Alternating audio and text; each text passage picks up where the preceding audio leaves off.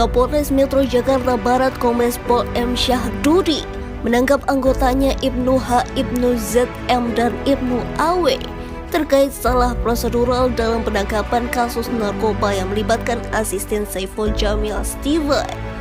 Pelanggaran yang dimaksud terutama karena membiarkan massa melakukan kekerasan terhadap Steven saat penangkapan terjadi. Terlebih, juga ada tindakan tak mengenakan pada Saiful Jamil yang notabene semobil dengan asistennya saat penangkapan terjadi. Ketika oknum tersebut telah diperiksa Seksi Profesi dan Pengamanan atau Propam Polres Metro Jakarta Barat. Bagaimana kelanjutannya? Simak video selanjutnya.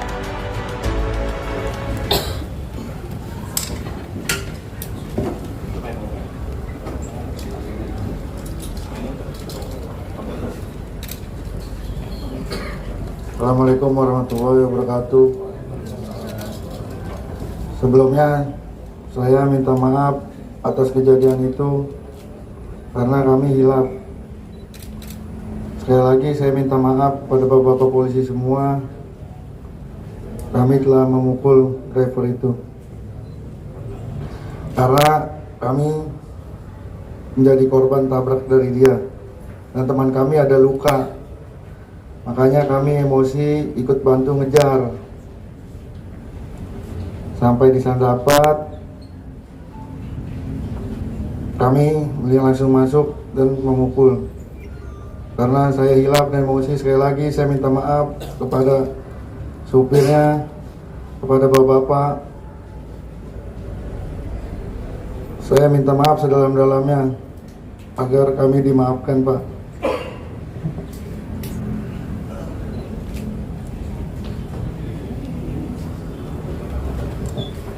Itu saya kira beberapa informasi yang dapat kami sampaikan. Kira mau ditanyakan? Untuk yang empat anggota termasuk anggota kali sendiri untuk saat ini bebas tugaskan atau tidak? Lalu untuk dua orang sekaligus tersangka ini proses hukumnya nanti seperti apa? Apakah dia akan melaporkan kasus tabrak larinya juga atau seperti apa? Iya, terhadap anggota yang terbukti melakukan pelanggaran, sebagaimana tadi sudah saya sampaikan, selain dibebas tugaskan, dia juga nanti akan menjalani sidang untuk mendapatkan kepastian hukum. Karena ini menjadi aturan yang berlaku di institusi Polri untuk menindaklanjuti setiap pelanggaran anggota yang terlibat ataupun diduga melakukan pelanggaran. Kemudian terkait dengan dua orang tersangka ini, tetap kita akan proses secara hukum. Ya, meskipun ada upaya-upaya katakanlah untuk dilakukan kegiatan restoratif justice, tapi kita belum mencapai melihat ke arah situ. Kita fokus hanya untuk proses penegakan hukumnya dulu, untuk membuktikan bahwa memang kita serius. Dan apa yang saya sampaikan di awal beberapa waktu yang lalu, bahwa memang yang melakukan tindak penganiayaan dan intimidasi serta kekerasan adalah bukan anggota Polri. Tuh. Terima kasih. Kan cukup viral.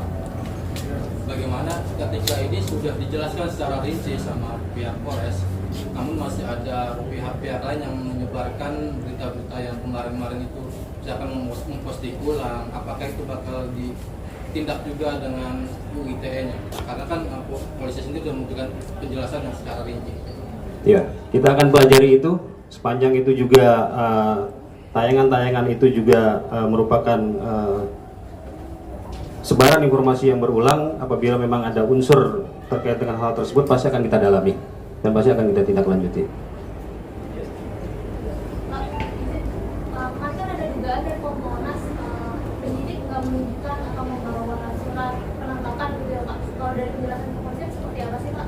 Kemudian di sini Pak Benny juga dari Kompolnas sendiri sebenarnya seperti apa Pak prosedur penangkapan misalnya pelaku penyalahgunaan narkoba yang benar gitu. Jadi terkait dengan surat perintah penangkapan, penyelidikan itu sebenarnya dibawa oleh anggota. Hanya kan ketika proses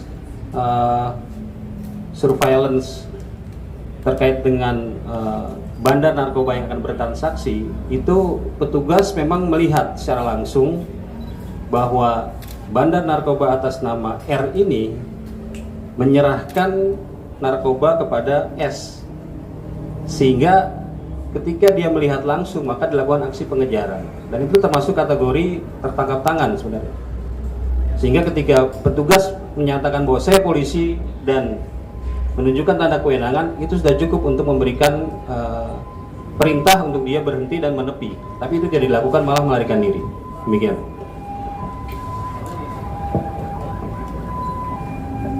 Tadi sudah dijelaskan oleh Bapak Kapolres bahwa ini masuk kategori tertangkap tangan. Dan ketika kami menerima paparan tadi, secara jelas sudah runut, kami sepakat itu. Perlu kami sampaikan, dalam hal penanganan kasus narkoba ada 2 kewenangan khusus yang diberikan kepada penyidik karena sulitnya mengungkap jaringan narkoba. Yang pertama namanya undercover buy. Dia boleh menyamar untuk membeli, begitu dapat narkobanya ditangkap atau nanti diungkap sindikatnya. Ini hanya penyidik narkoba yang dikasih kewenangan ini. Yang kedua adalah kontrol delivery. Kita tahu transaksi, didiamin nih untuk tahu siapa yang akan terima nanti terakhir, baru kita tangkap. Sekali lagi, kewenangan itu dilindungi oleh undang-undang. Itu kelebihan dari penyidik narkoba. Tapi untuk kasus ini masuk kategori tertangkap tangan. Terima kasih. Baik, demikian press release yang dapat kami sampaikan. Terima kasih atas segala perhatiannya. Dari ucapan Beli Taufiq Wal Hidayah. Assalamualaikum warahmatullahi wabarakatuh. Waalaikumsalam.